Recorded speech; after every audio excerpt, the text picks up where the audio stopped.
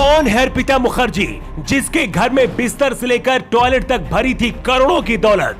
मंत्री से लेकर काली कमाई का कनेक्शन ममता बनर्जी तक पहुंचा।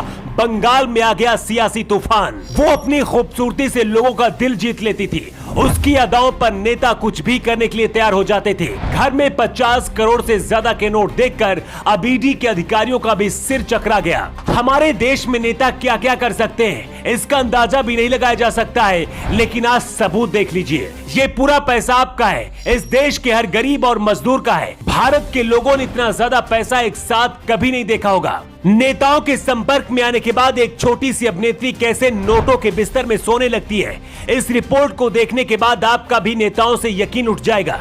ये पैसा यहाँ तक कैसे पहुँचा और किसका है, खुद अर्पिता मुखर्जी ने कबूल लिया है। लेकिन उससे पहले आपको बताते हैं कि अर्पिता मुखर्जी कौन है।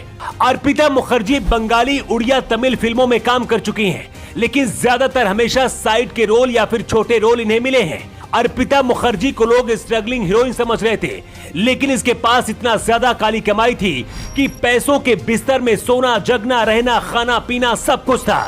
यहाँ तक कि घर के टॉयलेट में भी करोड़ों रुपए थे। अर्पिता मुखर्जी 2019 और 2020 में ममता बनर्जी के मंत्री पार्थ चटर्जी के संपर्क में आई। पार्थ चटर्जी के दुर्गा पूजा समारोह का चेहरा भी रह चुकी हैं। दोनों कई बार साथ भी नजर आ चुके हैं। अब तक ईडी को छापेमारी में पार्थ चटर्जी के करीबी अर्पिता मुखर्जी के घर से 21 करोड़ और दूसरे घर से 29 करोड़ रुपए कैश मिल चुका है। इसके साथ ही करोड़ों के प्रॉपर्टी के भी सबूत मिले हैं।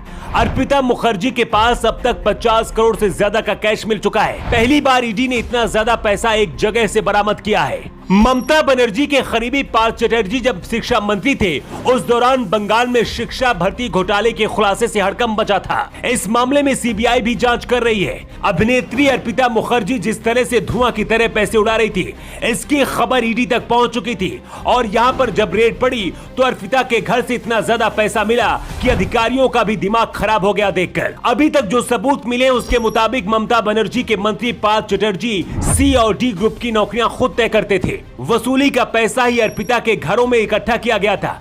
ये बात दिल्ली तक पहुंच चुकी थी। इसके बाद ईडी की एंट्री हुई और ममता बनर्जी अपने जाल में फंस गई। अर्पिता मुखर्जी ने पूछताछ में कबूल कर लिया है कि ये पूरा पैसा ममता बनर्जी के मंत्री पार्थ चटर्जी का है। लेकिन पार्थ चटर्जी कुछ भी नहीं बोल रहे हैं।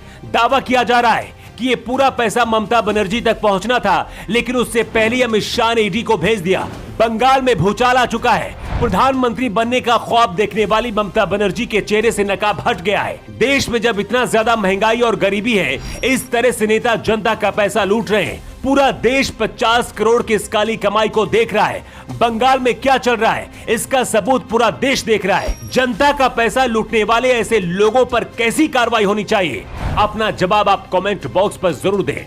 Bureau report.